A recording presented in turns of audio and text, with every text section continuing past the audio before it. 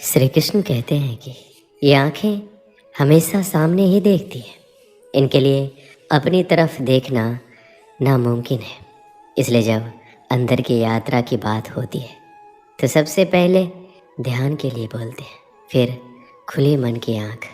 हमें जीवन में संतुलन की ज़रूरत होती है, ना तो अकेलापन, ना ही हमेशा भीड़।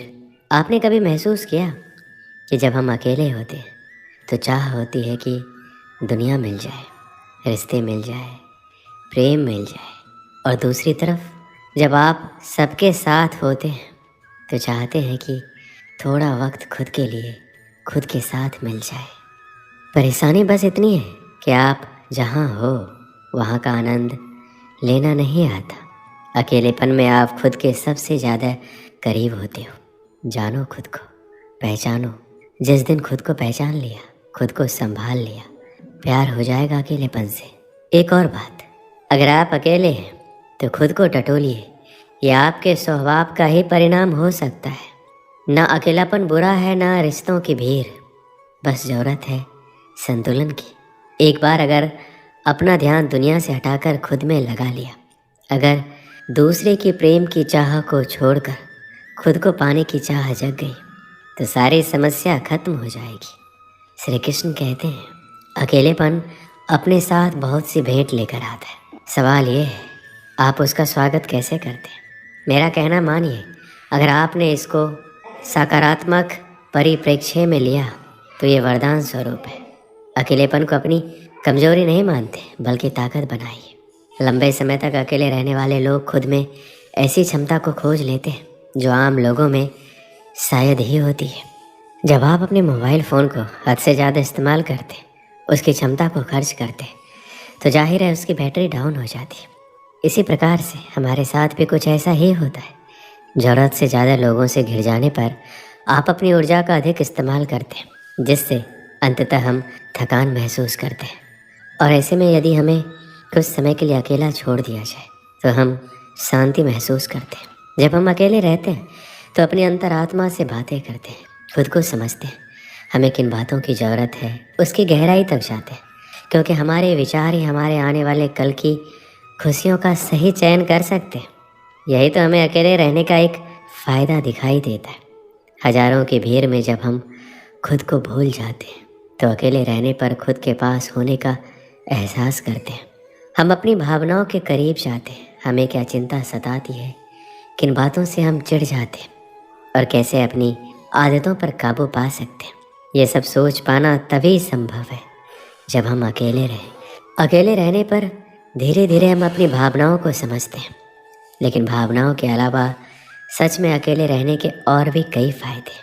पेंटिंग, स्केचिंग, डांस करना, गीत गुनगुनाना, फिल्में देखना, किताबें पढ़ना, या फिर कोई भी मनपसंद काम करना जो शायद हम किसी ज़माने में किया करते थे। यह आप तभी कर सकते हैं जब खुद के लिए समय निकालेंगे।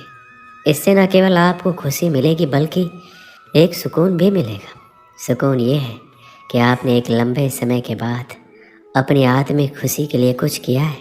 जब आप कुछ वक्त अकेले बिताते हैं तो आपका जहन सुकून के पलों का बखूबी इस्तेमाल करता है।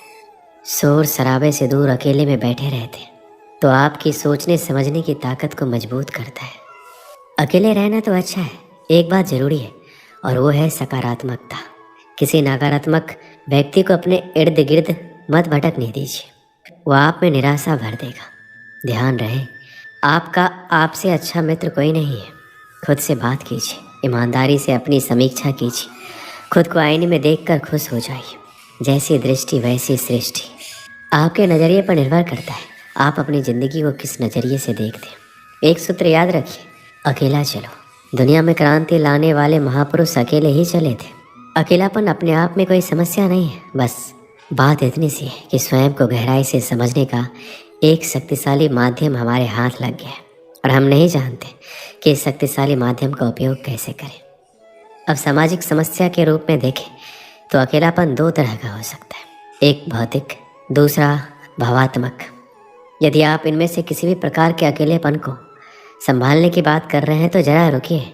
क्या आपने कभी इस बात पर ध्यान दिया है दूसरे व्यक्तियों के साथ आपका आज तक का व्यवहार कैसा रहा है, और यदि हाँ तो भी यही समय है सोचने का। दूसरों के सर पर अपनी गलतियों का टोकरा रखने का प्रयास करने से कहीं बेहतर है कि अपनी गलतियों की जिम्मेदारी स्वयं उठाने की हिम्मत दिखाइए।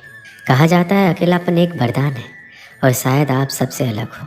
आप किसी के साथ मिलजुल नहीं सकते या आपके कोई मित्र नहीं है। शायद इन कारणों की वजह से आप अपने आप को अकेला महसूस करते हो। आपका कोई तो अपना होगा, जैसे आपकी माँ, बहन, दोस्त, पति, पत्नी। अगर आप अकेला महसूस कर रहे हो तो आप अपने मन की बात अपनों से कर सकते हैं। आप चाहे अपने आप को कितना भी बेसहारा महसूस कर रहे हो, लेकिन जहाँ तक मैं जानता हूँ हमारा परिवार, हमारे सच्चे दोस्त हमारे साथ हमेशा खड़े रहेंगे। कई लोग ये नहीं जानते कि अकेलापन क्या होता है, तो हमें सबसे पहले ये जानना होगा अकेलापन होता क्या है। अकेलापन एक ऐसी भावना है जिसमें लोग बहुत तीव्रता से खालीपन और एकांत का अनुभव करते हैं। अकेलापन की तुलना अक्सर खाली, अवांछित और महत्वहीन महसूस करने से की जाती है। अकेलापन का सबसे बड़ा कारण है मन पर काबू ना होना। कई बार आप मन के माध्यम से ऐसी अकथनीय भावनाओं में बह जाते हैं जिनमें आप अकेलेपन और मुश्किलों को अनुभव करते हैं। अकेलेपन को दूर करने का सबसे अच्छा तरीका है अपने आप से प्यार करना। आपको स्वयं से ज़्यादा शायद कोई नहीं जानता होगा, इसलिए अपनी अच्छी या बुरी चीज़ों को समझें। ज़रूरत पड़ने पर उसमें बदलाव भी करें। आपकी ज़िंदगी और ये पल बहुत अनमोल है, इनको ऐसे मत खोइए। एक समय की बात है, एक छोटे से गांव में एक लड़का रहता था। वह बहुत सपने देखता था, अपने लक्ष्यों की प्राप्ति के लिए प्रयास करने का निरंतर जुनून रखता था, परंतु उसके पास कोई साथी नहीं था, ना कोई गाइड करने वाला। उसके परिवार में भी उसके सपनों को समझने वाला कोई नहीं था। इसलिए उसे लगता था कि वह अकेलेपन की जंजीरों में बंद है और उसके सपने अधूरे रहेंगे। फिर भी उसने निरंतर मेहनत की और अपनी आत्मविश्वास की आवाज़ को बुलंद किया। अपनी इच्छा शक्ति और संघर्ष ने उसे सही दिशा में आगे बढ़ाने की शक्ति दी। एक दिन उसे अपने गांव के बाहर एक पुस्तकालय का पता चला। वह आश्चर्यचकित हुआ क्योंकि उसे पहले कभी ऐसी जगह नज़र नहीं आई थी। धीरे धीरे उसने उस पुस्तकालय के दरवाजे पर कदम रखा। वहां जाकर उसने देखा कि लोग पुस्तकों के बीच खोए रहते हैं। वहाँ की शांति, पूर्णता और ज्ञान के वातावरण ने उसे संतुष्ट कर दिया। अपनी उत्कृष्टता को पहचानते हुए उसने निर्णय किया कि वह भी पुस्तकालय में समय बिताएगा। धीरे धीरे वह पुस्तकालय की विभिन्न किताबों को पढ़ने लगा और नई दुनिया की खोज में निकल पड़ा। कई दिन बिताने के साथ साथ उसका ज्ञान भी बढ़ता गया। वह अच्छे लेखकों और दर्शकों के साथ रिश्ता बनाने लगा। इसी के साथ उसने लिखने का भी मन बना लिया। उसने कई लेख लिखे, जिसमें उसका एक लेख प्रकाशित हुआ और उसे अवसर मिला अपने लेखकीय कौशल को दुनिया के सामने प्रदर्शित करने का। वह लड़का जिसने कभी अकेलेपन को एक रुकावट समझा था, अब एक प्रेरणादायक उदाहरण बन गया। लोग उसे मान्यता देने लगे। वह लड़का अपने लक्ष्यों की ओर अग्रसर होने में सफल हुआ।